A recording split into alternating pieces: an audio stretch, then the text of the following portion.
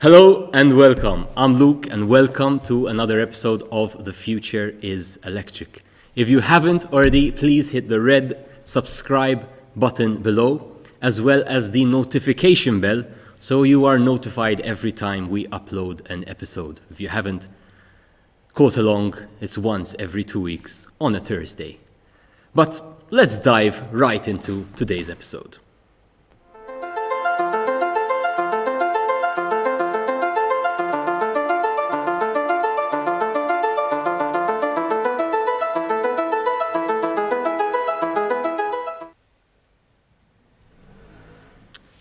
All right, Pete, I think that's good. I think we can cut there and do another take. Oh, no, we cannot, because today we are live for the first time from Stargate Studios here in Mosta, in Malta. And the purpose of today's video is a Q&A. So I hope you got your Qs, and I hope I'll have some As. Somebody made me say that. So I've been already following the comments, and we already have some questions coming in, actually. So hello to everybody. Hello, Ruben. Hello, Justin. Hello, Peter, who's right here. Hello, hello, Patrick, James, David, Klinglor, who was here an hour before. So thanks for that. He said getting the popcorn ready. You know where to find us. You can bring some over here, please.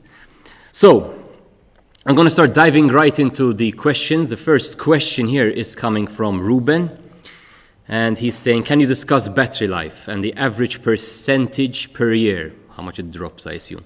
I have an Opel Corsa, similar to your Peugeot 208, and it's dropped 8 kilometers in 7 months.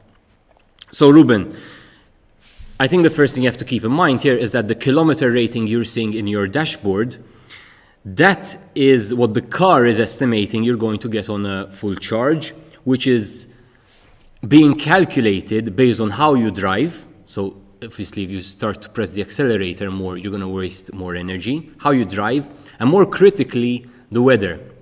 So especially when the weather is going to get hotter or when it's going to get colder.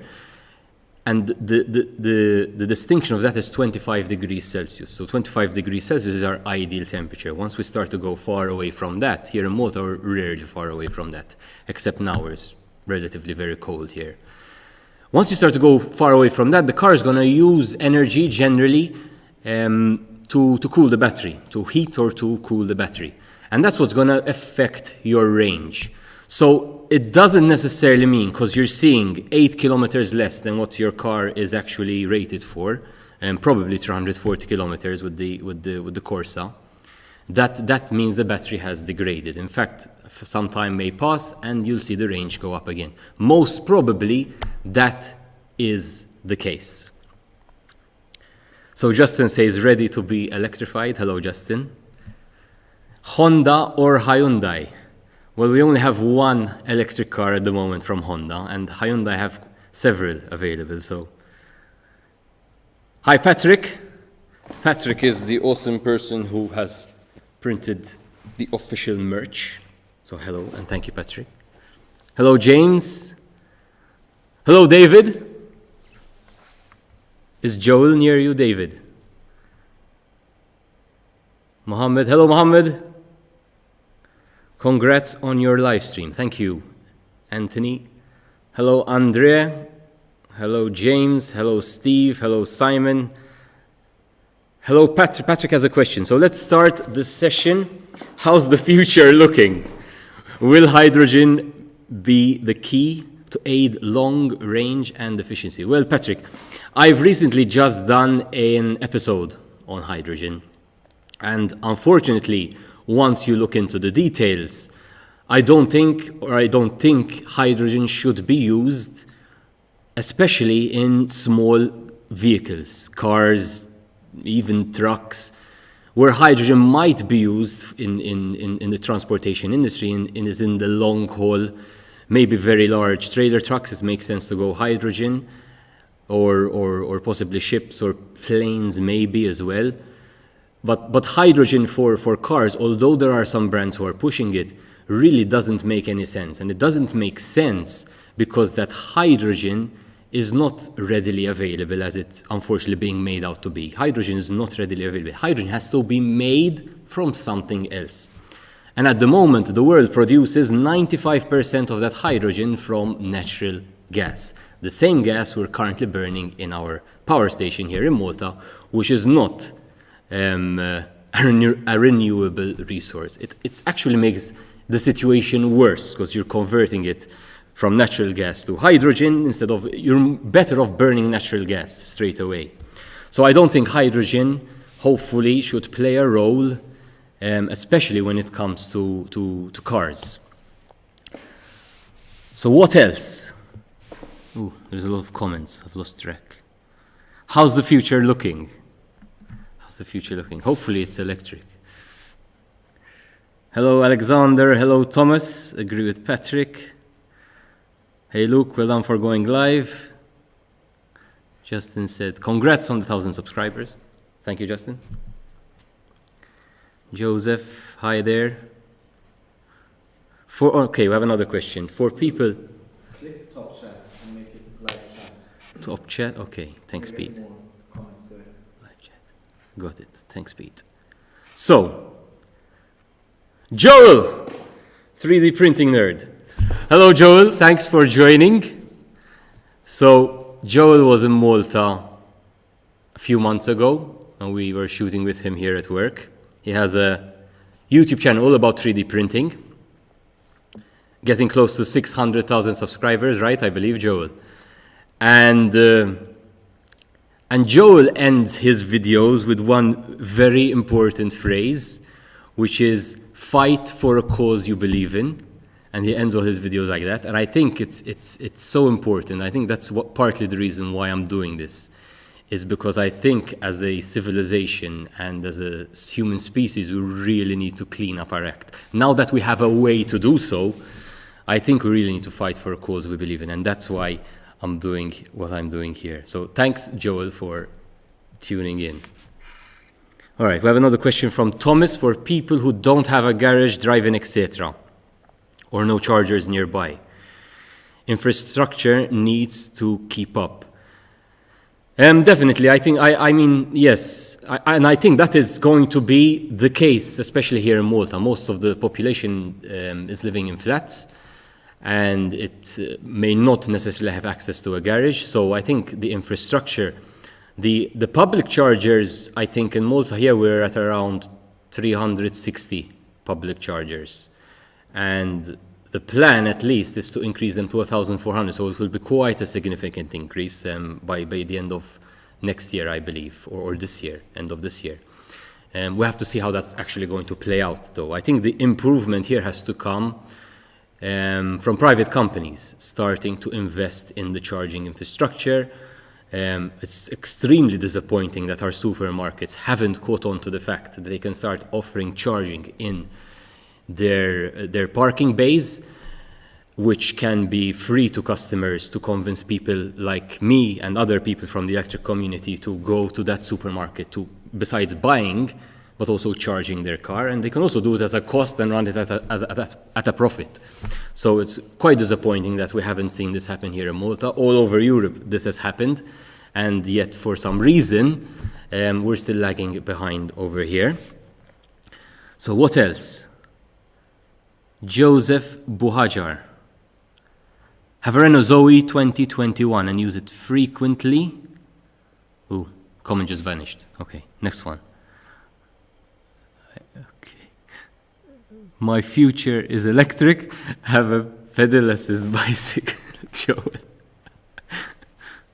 All right, James is asking, are less sophisticated EVs more reliable and trouble-free? If yes, are there any models to consider? Less sophisticated EVs. What do you mean by less sophisticated EVs? I think the basic nature of the electric vehicle between the different brands is quite similar. So, the batteries are literally, so there are X amount of car companies in the world, but the batteries for these electric cars are coming from 6 companies only. And the top company is supplying has a 35% market share. So when we look at the batteries, most of the battery cells themselves are coming from the same places. The differences we've seen so far on the channel, we have some cars which have opted for different cooling techniques.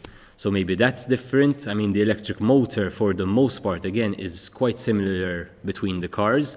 We will be seeing soon in a future reviews of the channel one particular brand, which is doing something completely different from everyone else when it comes to the electric motor. So stay tuned for those reviews coming soon. So, Anthony is asking, any EV cars with online connectivity locally to preheat or pre-cool the cabin, for example, or to check charging status while charging. So Anthony, I've heard a bit about this, that unfortunately here in Malta, some of the brands, although the cars have also mobile apps which accompany them, unfortunately some apps are not working locally, or there's a workaround to get them working locally, and still you won't get all the features there. So I'm not sure by heart which brands are working and which aren't. Maybe people who have the cars can comment and let us know. I know my Peugeot does it, so you're able to from the app start the AC, for example, or see the battery status, which is quite cool, particularly the AC part in summer. But I'm not 100% sure for what the other brands are doing. Francis Valletta. Hello, Francis. Francis was on our episode talking about EV insurance. So if you have any questions about EV insurance, make sure you go check out that video on the channel. So Francis is telling us authorities need to address the issue of battery disposal in vehicle end-of-life process. I fully agree. So contrary to popular belief, lithium-ion batteries are 95% recyclable. And that's fantastic. The bad news here is that a battery is big, very heavy, and as far as I know, for example, here in Malta, we do not have a lithium-ion battery recycling facility, which means we're going to have to ship these batteries, these very heavy batteries, elsewhere to get them recycled. So I think government here should step in, put up incentives for companies to start investing in the lithium-ion recycling process here locally, so that the recycling process happens in a green way. Because although it can happen, at the moment we're going to have to ship these overseas, which is just creating more emissions, at least in the short term, till ships are running on cleaner fuel. Ooh, that's a lot of comments. Thank you everyone for joining in. So what else do we have? So that's Francis. I'm trying to go in order. Simon, number of public chargers is equal to the total number of churches in Malta, says Patrick, which is true. Simon says, let's talk about charging infrastructure. How long will it take so that Malta is up to speed? Petrol cars parked in EV charging, and even EVs parked in charging bays who are not, or charging bays and not charging. So yeah, this is, Simon, I fully agree here.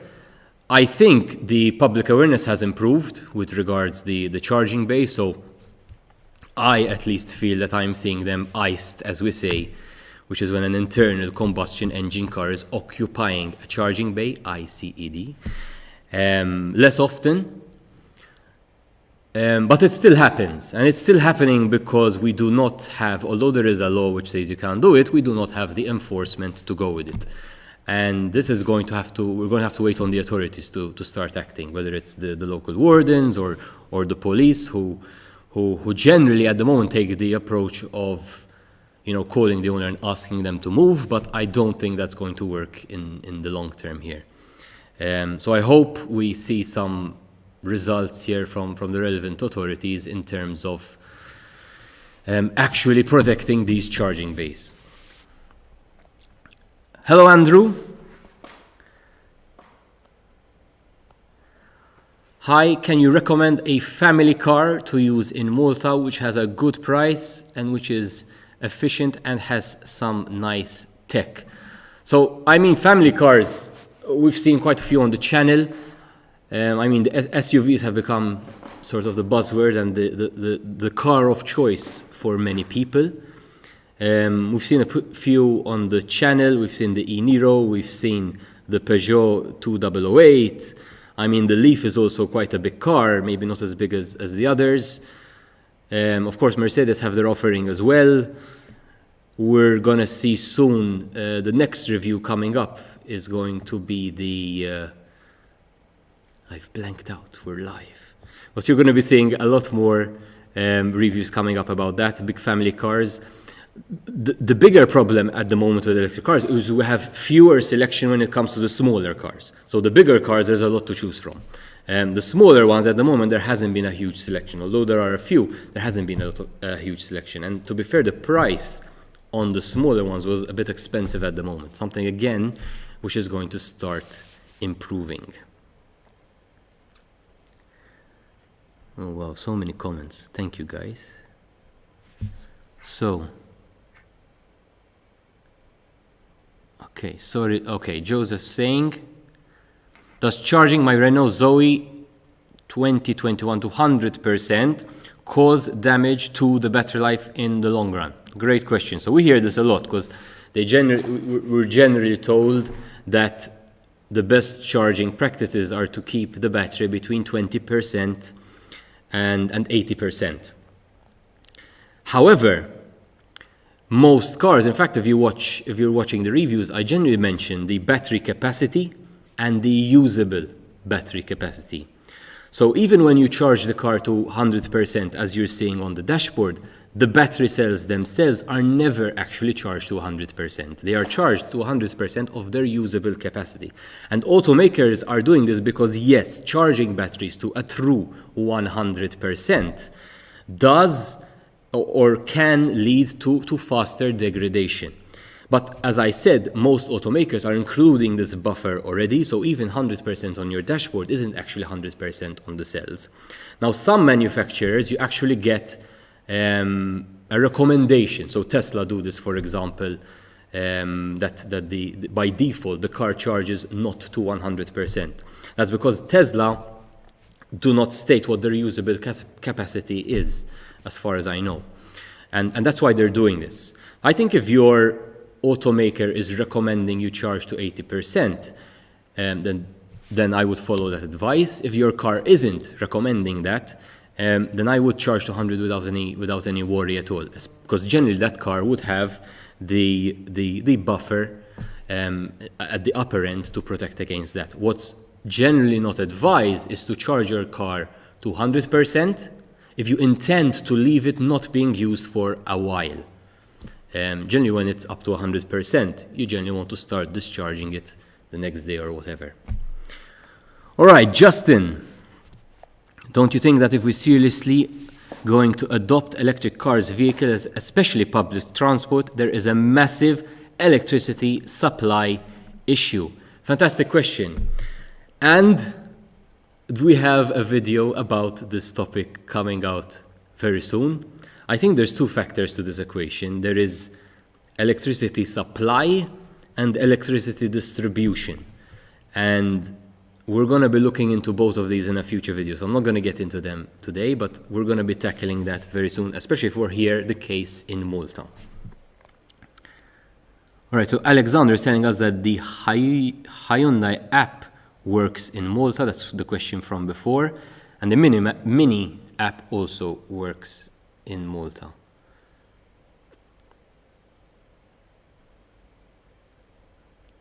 James says, I purchased an EV from the local Kia dealership mid last year, and to my surprise, they were not even aware of the companion app. And does it work, James, the app though? So James tells us everyone thinking about getting an EV should ensure that a fully working companion app is available. It's a game changer. Luke, can you make an episode about the workaround? Very interested. Well, the workaround is that you change your App Store country to a country where the app is available, install the app, and then change it back to Malta, and it works. Well, at least it works in Peugeot's case. Hello, Sheldon. Sheldon's saying, I have a Peugeot 3008 plug-in hybrid. Is it good that I charge my battery even if it's at 50% charge, or is it best to leave it to go down to 20%? So very good question, Sheldon. So obviously plug-in hybrid, the battery is much smaller when compared to an electric vehicle. So if you are going to be working in that range, the electric kilometers you're going to get out of that is quite small. Now, to answer your question though, should I charge it at 50%? Yes, there is no problem with charging it at 50%, at 80%, at 20%. Why? Because lithium ion doesn't have the memory, let's call it memory problems that the lead acid batteries have. Lead acid batteries, they had this problem where you had to keep cycling them and charge down and charge up, charge down and charge up. Lithium ion is different. So lithium ion, they've seen that whether you're charging at whatever percentage you are, it doesn't make a difference. What's affecting your battery degradation are your charge cycles. How many times you're going from 0 to 100%. And if you charge from 50% to 100, that is counted as a half cycle. So it will not make a difference, so you can plug it in generally every night without any problems.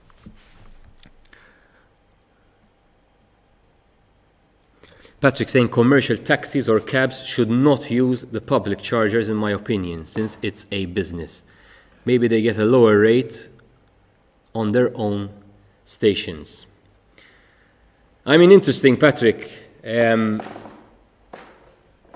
mean, they are public chargers, so I guess anyone can use them, but I see your point as well. I'm actually quite disappointed that we don't have more electric taxis here in Malta. If you look at London, if you look at Holland, you've got 80+% of the taxis already fully electric. And I've run the maths in terms of the finances for a personal use case, let alone the finances when you run the math on somebody who's driving this car daily, and the savings in a taxi, from a taxi point of view, I think should be huge. So I'm a bit disappointed we haven't seen more electric taxis. So hopefully I convince them by the end of this video. I'm going to have some tea because it's getting cold.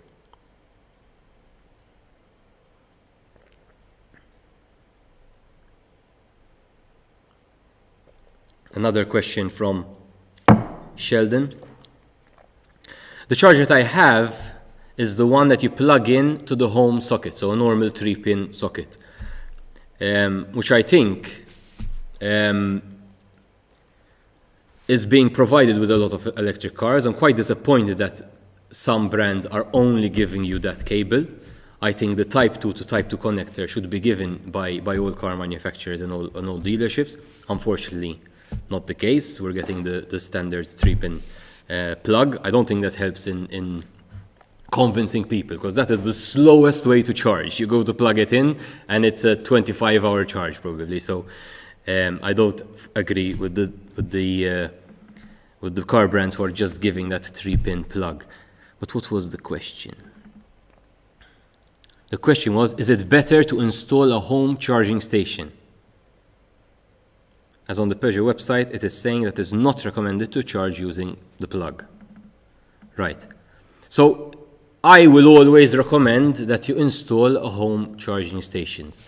One, it is safer. It is built for charging cars. So the console itself is built to handle that load. 2, the biggest problem with the 3-pin socket, and I've had a few people asking me about this, is not necessarily the plug per se, but it's where you're plugging it into. You have to ensure that where you're plugging it into, all the wiring has been done correct and is up to scratch. That all the screws inside that socket are up to scratch.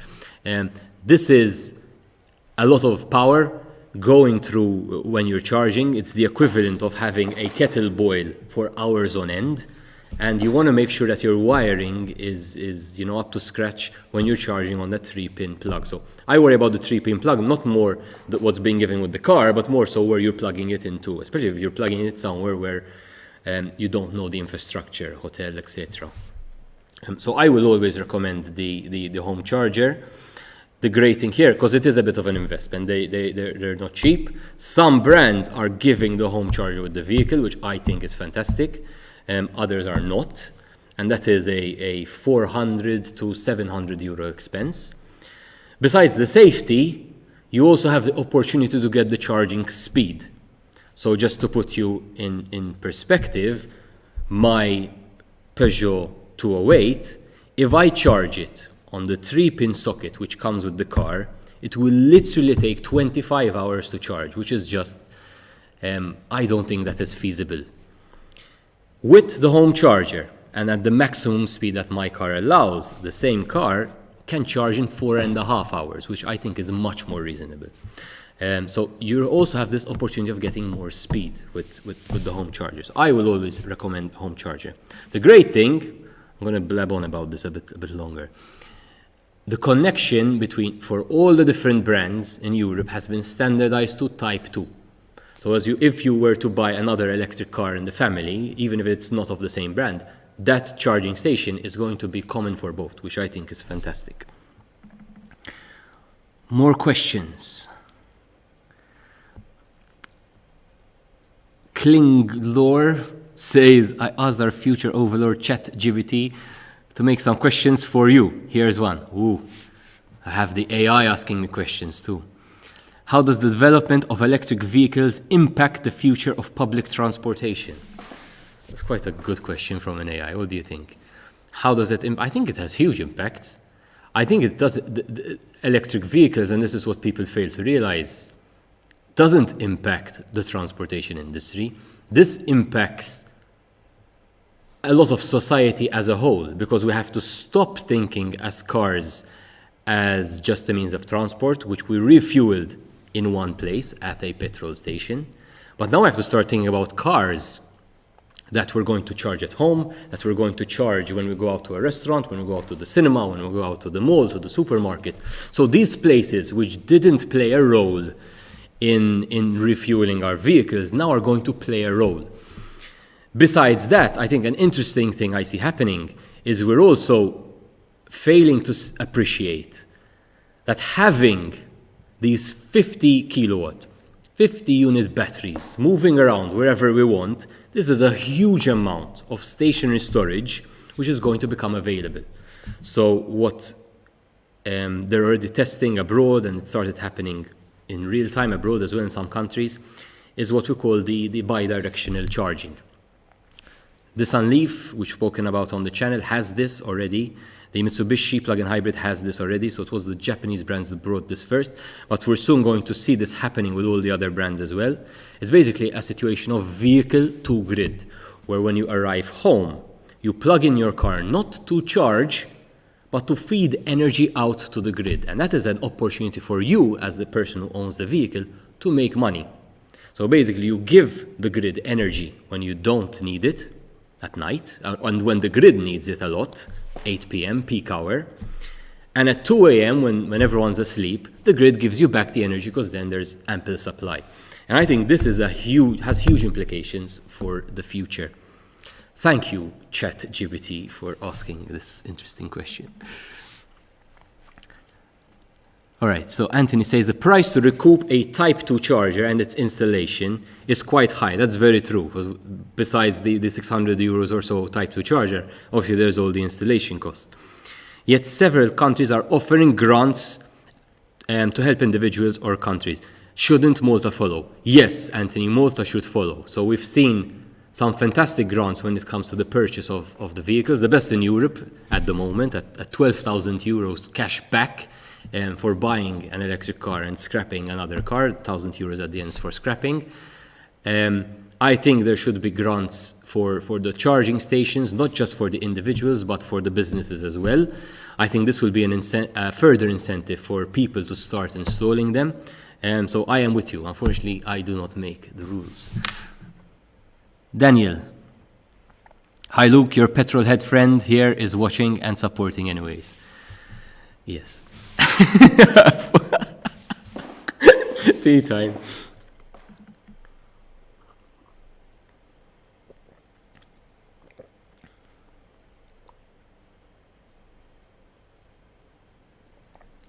So James is following up on the app. Don't you need an internet subscription built in? Apologies for not specifying. The Kia app doesn't work. Was told that will be delivered in Q1, but it's now Q3, Q4. Yeah, so to have the app, you have to have internet in the car. So the car would have a SIM card. In my case, I didn't do anything. The car just worked with the SIM card from abroad. But yes, that's how it's communicating with the app, through the SIM card connecting to the wireless internet network. I think some cars have built-in SIM cards. Yep, there we go. Hello again, David. Yes, Simon. Can we talk about health benefits when loads of cars turn to EVs? I mean, for me, this is such an important thing. Just the fact that even if at present day we imagine a full fleet of electric cars, even if we were to keep powering those cars on our natural gas burning power station here in Malta, moving that pollution out of the city streets where it's doing an incredible amount of harm that I think people don't appreciate. So the doctors tell us that 500 people a year, their deaths just here in Malta are through causes of air pollution. A huge part of that air pollution coming from our transportation personal vehicles. So the fact that we can move that pollution out of the city streets, I think is huge. Besides that, the power station is incredibly more efficient at creating that energy than individual cars are. So somebody on the Facebook group did a study on this, and it turns out that the power station is 50%. So the energy coming from the power station, you save 50% on the emissions and the power and the energy if you're powering those cars from the power station rather than burning the fuel in each and every individual car. So I think the health benefits are huge. Did you already talk about batteries and facilities to make energy? What kind of pollutions are those generating? Yeah, so great question. In regards to the pollution being generated from the making of the batteries. Sure, I mean, yes, creating the batteries, like creating anything in life, is going to cause some form of pollution. It's going to be caused in the mining of the raw materials. It's going to be caused in the production of the battery cells. The great thing here, though, David, is that, yes, there will be pollution, but that pollution is going to be a one-time thing. When we burn petrol in our cars in a split of a second, if we work backwards, we've used energy to pump that fuel out of the gas station. We've burnt more gas to transport that fuel from the gas station to the wherever it is stored. We've burnt more energy to transport that fuel to where it is refined and turned from oil to gas. I'm moving backwards. We've burnt more fuel and created more pollution to take that oil generally to the middle of the ocean on an oil rig where it's being pumped, and that oil rig is creating even more pollution to pump it out of the ground, all for a split second that it's burnt and can never be used again. It just causes harm. So yes, if there is a pollution from batteries, which there is, I prefer that pollution because it is far less in the long term, especially if those batteries are going to be recycled and reused as batteries which are 100% identical match to new batteries. So this is very interesting. They've done tests on recycling lithium-ion batteries, and the recycled ones are just as good as new ones. So that goes to show how good the recycling process can be. Further to this, a lot of the battery manufacturing plants are already running on 100% renewable energies. So the factories making the battery cells themselves are already 100% renewable. It's the other end of the mining, etc., which we have to fix. But the factories making the battery cells themselves are already running on renewable energies. Daniel Sammut. Hi, Daniel. Since cars are already having AI assisting the driving, even to the point of self-driving, how soon do you think it's possible for a country to start having self-driving public transport? Great question, Daniel. I follow this quite closely. I obviously am a big Tesla fan. I've watched the 4-hour-long presentations from Tesla about what they release publicly about their self-driving. I still strongly believe they are at least 3 to 4 years ahead of anyone else in this regard. I think the self-driving thing is going to happen faster than we are thinking. I think the improvements have been very fast in what we've seen in recent years. I think it's going to take longer for legislation and for people to accept it. And remember, a self-driving car has to be good. It has to be better than a human driver, which is actually not a very hard thing to do. Most accidents on the road, I believe 97% of all accidents in the road are caused from human error. And I think self-driving is a fantastic way to get the human out of the equation. So I really hope this happens soon. I personally will still be very nervous getting into a car that's self-driving. But it's going to happen. I mean, I was in San Francisco this year, and it's just, I mean, there's self-driving cars being tested like left, right, and center. It's incredible to see it. And I think it's coming faster than we think. Justin, don't you think car suppliers, once people adopt electric cars, will limit or stop the right to repair adoption we have nowadays? Tesla is making it hard to repair unless you're an official dealer. I'm not sure I understand, Justin. Well, the biggest thing that Tesla is making hard, and it's why we don't have a Tesla dealership, for example, here in Malta, is the fact that Tesla have gone to a completely different model than what everyone else in the car industry was using. Tesla are going direct to consumer. So they have no middleman dealership. They go direct to consumer, which has completely slowed, I believe, their global expansion, but it's obviously increased their margins quite a lot. But it's a model that's working. We may see other car makers adopting this as well very soon. It's been highly profitable for Tesla. I think that's one of the things that frustrates me about Teslas, is that there are so many countries in the world, even though this has become a common household brand, that you cannot get a Tesla, easily at least. So I hope that changes. We have another question from ChatGPT. How could the development of electric propulsion systems for space travel impact development of electric technology on Earth? I have no idea. Maybe ChatGPT can give us an answer for that one. Propane grill or electric grill, which cooks better? We're here to talk about electric cars, Daniel. So, more questions. I'm not keeping up with the questions. Should a buyer consider battery size and range according to their daily travel distance to avoid traveling with a battery heavier than necessary? Great question, James.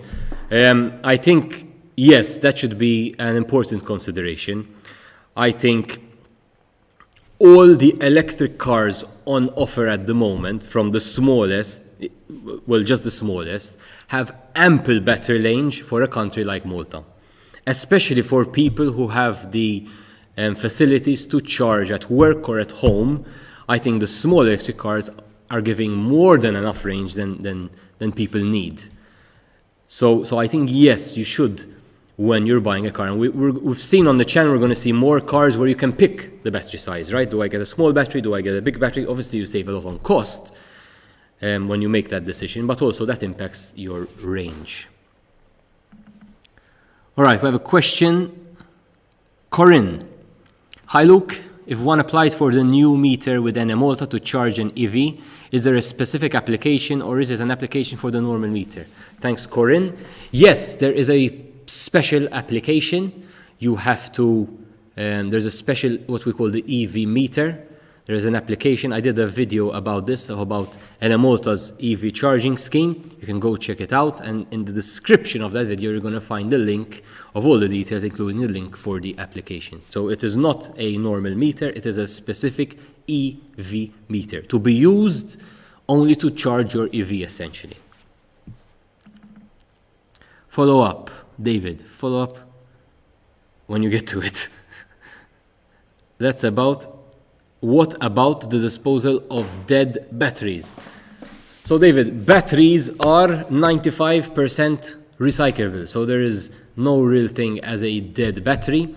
The problem, as I said, is getting those dead batteries to the recycling plant. In our case here in Malta, we don't have, as far as I know, a lithium-ion battery recycling plant, so we're going to have to ship these. I know there are recycling plants in Germany. In fact, one of the co-founders of Tesla, his venture, because he saw this industry coming, he's no longer at Tesla, was he started one of the first to scale battery manufacturing plants. One of the biggest problems with battery manufacturing plants that they're facing at the moment is actually the supply of batteries. In fact, the Nissan CEO just came out and said, our biggest problem for recycling is that our Nissan Leafs launched 12 years ago, the batteries of those cars are still in the cars and still working essentially fine. So they do not have the supply to recycle at the moment. But it's also great to see that you have companies like Volkswagen, Tesla, announcing that they are building battery recycling at the start of their production line, which I think is a fantastic thing to see. We haven't seen this much in the car industry, where you have a full circle economy, and it's great to see that. Liam. Hi, Liam. Do you think the resale value of an EV will depreciate on the same levels as an ICE vehicle or more due to the concern outsiders have about battery degradation? Great question, Liam. I think the resale value of an EV, if we talk for the Malta case, is currently being highly impacted by the fact that we have an extremely high grant. So do you buy a second-hand car, or do you, for literally a little bit more money, buy a new car, which is going to get 12,000 knocked off its sale price? And that, I think, is what is affecting the resale value of EVs here in Malta. If we look at the UK, where they no longer have very high grants on EVs, the resale value of EVs is actually, the price is staying quite high. I think there's still going to be a worry of the battery degradation, etc. But I think this is something that's going to be solved by time. Someone like me who's looked into this topic quite a lot, I am more than convinced in how long these batteries are going to last. And eventually, once people start to see more of these cars and how long they're lasting in terms of their batteries, etc., I think that is a fear that will eventually go away. I am not keeping up with the questions. I think my tea is cold at this point. I'd like to give a shout out to Peter, Q lower third, who's helping out with all the technical, as always. Anthony, as a follow-up, it's quite disappointing that the public infrastructure for charging was announced, but nobody from the private sector took it up. Parking at supermarkets and malls would be, charging at supermarkets and malls would be a game changer. I fully agree, Anthony. I have heard that there are, not supermarkets, but there are a number of companies which have large car parks, and I have heard that there are projects in the works where we're going to have car parks with 20 plus chargers being installed. So I wouldn't say no one has taken it up, but obviously the more, the better. Daniel Baldacchino, Luke, I strongly believe a lot of pollution is being generated more by commercial vehicles, trucks, planes, etc. What present/future of these? What the present/future of these with regards to electric power? All right, great question. So I'm very happy that in Malta we already have a handful of electric buses, and as you see them on the road, there was no compromise. It's not like the electric buses, this small little, 10-seater. This is a huge electric bus, which again are being rolled out all over the world at this point. So the technology exists not for these small electric vehicles and motorcycles, but even for these huge buses. Trucks as well. So electric trucks around the world, they exist. Their wide adoption isn't yet there. So recently there was a launch, for example, finally, of the Tesla Semi, which is Tesla's essential trailer carrying vehicle. And I think what Tesla mentioned in their presentations is that these large trucks, although they represent in America 1% of the entire fleet, they are responsible for 20% of the emissions. So the impact of changing those size vehicles can be monumental. And Tesla have started rolling this out to Pepsi, one of their first customers. They have a handful of deliveries. But just yesterday, they announced that the Tesla Gigafactory in Nevada, which is literally one of the biggest buildings in the world, is going to double in footprint, which is where Tesla are going to produce their Tesla Semi in bulk. Planes, yes, planes are a huge cause of pollution, and if you just compare the pollutions that a little petrol car makes versus a plane on just one journey, the difference is astronomical. Luckily, we already have electric small planes, Cessna's 10-seaters, and there is already a lot of investment being put into planes and even boats in regards to making these electric. I think the investment by early adopters being made, early adopters of EVs being made by consumers just like myself and a lot of people watching this live stream, I think that investment is an investment in also assuring that these bigger transportations, the ships, the planes, etc., also go electric as soon as possible. All right. Keith, hi Keith. What do you think about the EV market in Malta? Do you think there are enough chargers and infrastructure to continue increasing EV adoption? So, full electric vehicles, if we exclude the plug-in hybrids and the hybrids, represent currently less than 2% of the of our 420 or so thousand vehicles. That's disappointing. What is reassuring is that the new vehicle registrations, if you look at electric, plug-in hybrid and hybrid, that percentage is very large. And that's an important fact, I think. Do you think there's enough infrastructure, etc., etc.?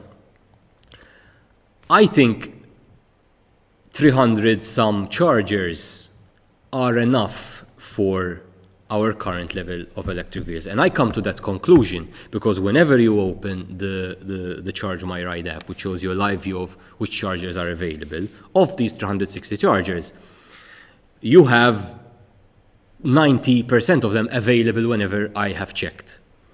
The problem is not how many chargers we have. The problem is the laws surrounding the protection of those charging bays. So if the app is not going to tell you if that charging bay is being blocked, And as far as I know, the app doesn't tell you if the charging station isn't working, for example. So I think those areas need to improve. The volume needs to improve as the volume of the cars need to improve. But I think as a ratio at the moment, we are good enough. Obviously, it can always be better. But those are my thoughts.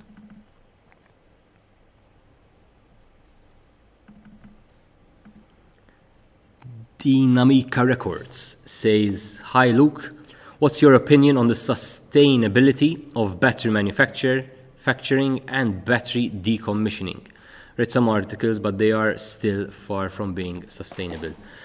So, as I said a bit earlier on, one of the great things about battery manufacturing, the manufacturing itself of these 6 companies producing battery cells worldwide, a lot of those factories are already running on 100% renewable energy coming from wind and solar. So that's a great thing. The decommissioning part, the recycling part, the recycling, to be fair, requires a large amount of energy as well, so we shouldn't ignore that fact.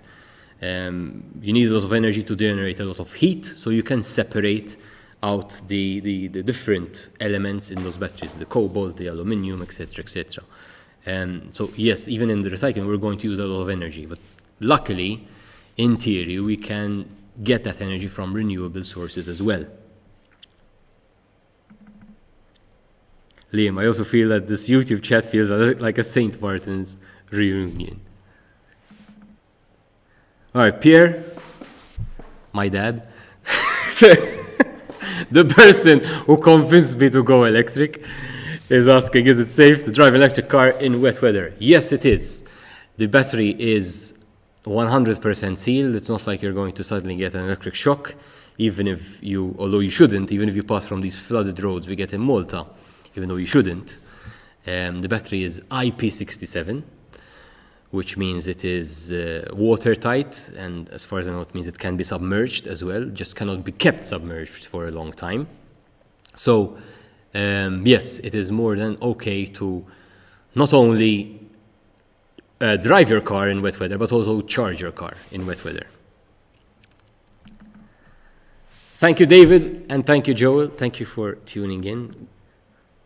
With regards to electric scooters, do you agree on their enforcement to have a license, etc., or is this hindering the rapid switch to small EVs for shorter distances in Malta? I'm not sure, actually.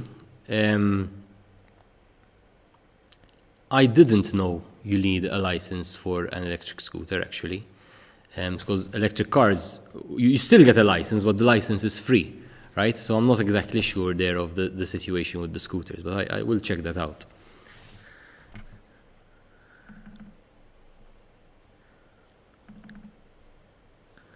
So Anthony's saying planning authority should impose type 2 chargers on apartment blocks.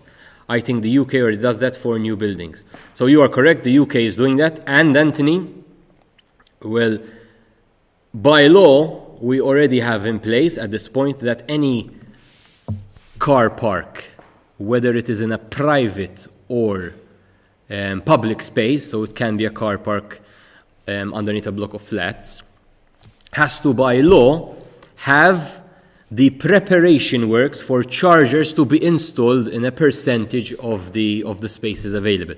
So that is, by law, it is there today. How it is being enforced, I am not sure. But black on white, we have that written down. Alexander, I have heard that electric cars generate non-exhaust particulate emissions, more non-exhaust particulate emissions than ICE and hybrid cars. Is it possible that in the future these emissions are mitigated? So I think what you're talking about here, Alexander, the non-exhaust emissions would be or particulate would be the pollution coming, say, from tires, which I have read a bit about. Is it possible that in the future these emissions are mitigated? I'm not sure, actually. I'm not sure how to answer that.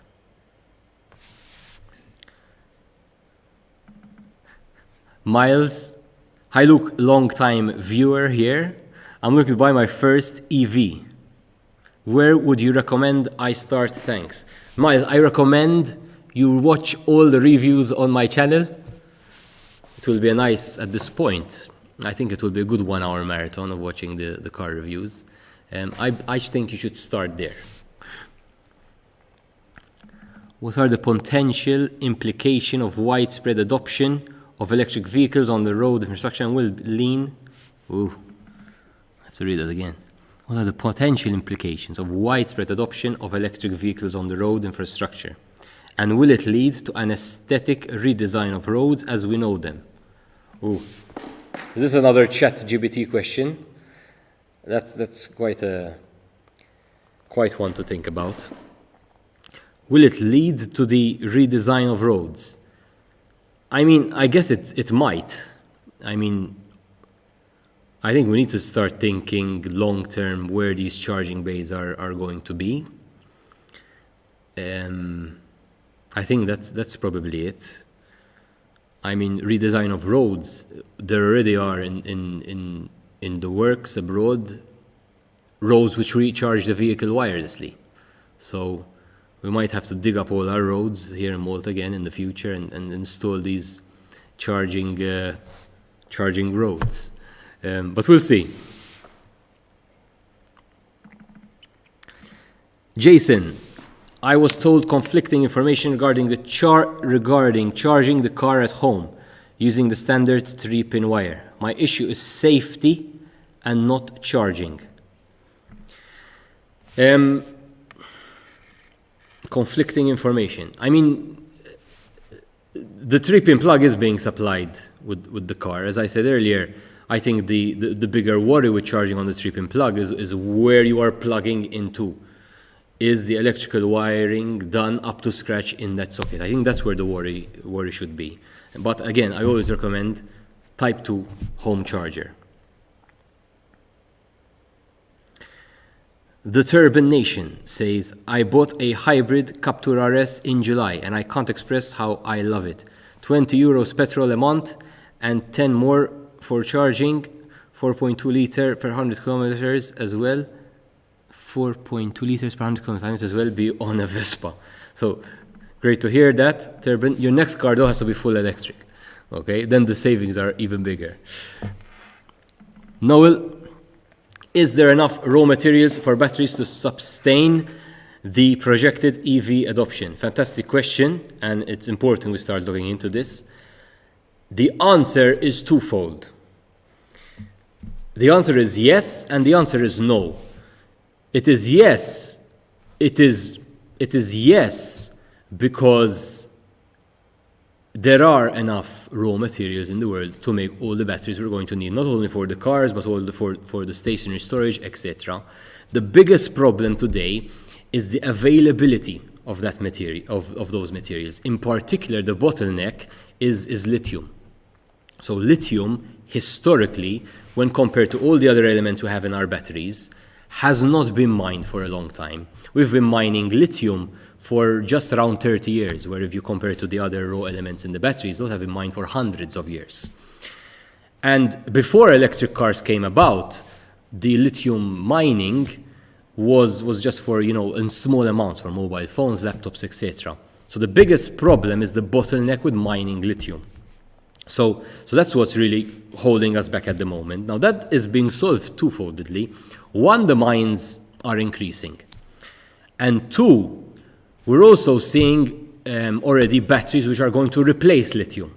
So the next big thing is salt-based batteries, which are already available. They're not available yet in cars, but they are available as prototypes. And we have a lot of salt.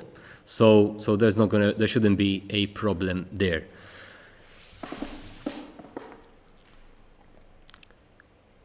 All right, more questions.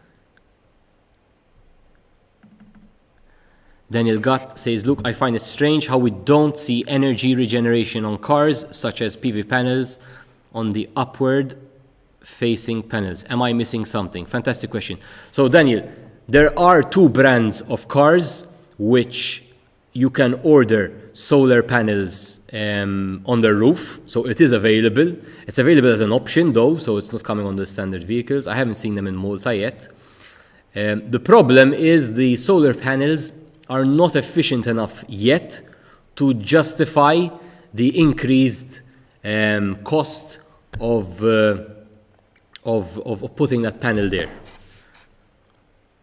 Jason, most houses have cheap standard wire. Is this really safe, or does it need to be a specific thickness, 4, 6 millimeters, etc.? Well, if you're going to be charging at the higher kilowatt power, Jason, then yes, you're going to need thicker wires put in properly. So definitely. 1 minute to go. I'm not going to finish all the questions. How does the development of impact the future I'm paying for?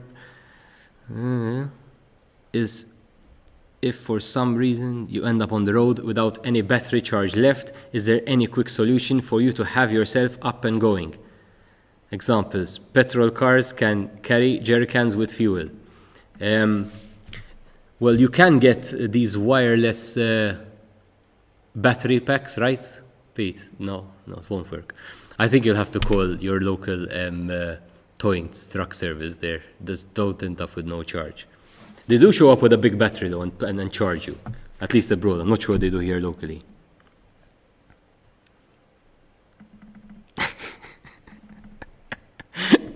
David McAuliffe. If I stick my finger in the charging port, should I panic? Do not stick your finger in the charging port. All right. It is 8 p.m. And I think that's a nice way to wrap up today's show. Our battery is about to run out, so I have to speed this up a lot. I'd like to thank Peter, once again, Q lower third, for helping out with all the technical. Stargate Studios for the location. As always, I hope you've hit the subscribe button below. I'm going to give you a lot to do, Pete. And thank you for all your support. Thank you for 1,000 subscribers. And I hope I've convinced you that the future is electric.